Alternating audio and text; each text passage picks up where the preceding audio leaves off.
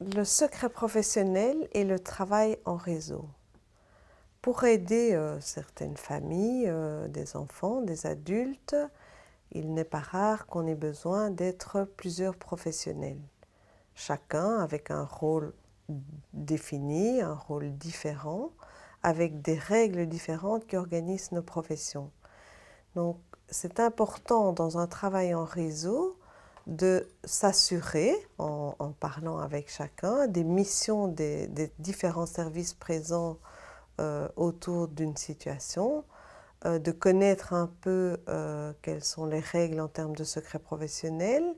quelles sont les positions aussi institutionnelles, par exemple au niveau de l'évaluation du danger de l'enfant, quelles sont les procédures qui existent dans chaque service, avant tout partage d'informations. Parce que dans le travail en réseau, on peut avoir des positions différentes, on peut avoir des rôles différents, on est dans une relation de confiance peut-être différente avec la famille.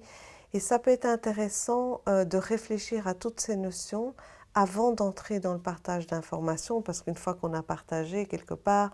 on est dépossédé de ce qui va être fait de cette information. Si, avant l'échange d'informations, on a pris ces repères, on a pris ces garanties, ça va permettre à chaque professionnel d'évaluer qu'est-ce qu'il estime nécessaire de transmettre à quelqu'un d'autre, à un autre professionnel ou lors d'une table ronde entre professionnels, dans le respect de la relation qu'il a avec l'usager ou avec la famille,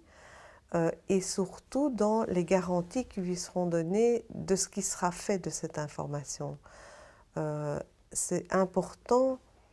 d'abord de s'assurer de la qualité relationnelle que j'ai avec l'usager ou la famille que je suis,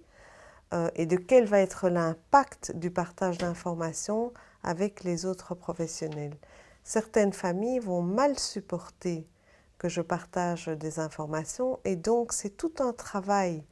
au préalable de l'avoir travaillé avec l'usager ou la famille. Ça peut être aussi la nécessité comme professionnel, parce que moi j'ai les limites liées à mon rôle ou à mes compétences, et la nécessité que j'ai de solliciter d'autres professionnels ou un travail en réseau.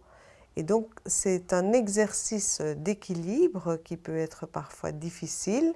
mais qui en tout cas sera dynamisant et dans la relation avec l'usager et dans le travail en réseau. Et on doit pouvoir supporter que tout ne sera pas partagé, on doit pouvoir supporter qu'on n'a pas le même rôle ou qu'on n'est pas référent de la même personne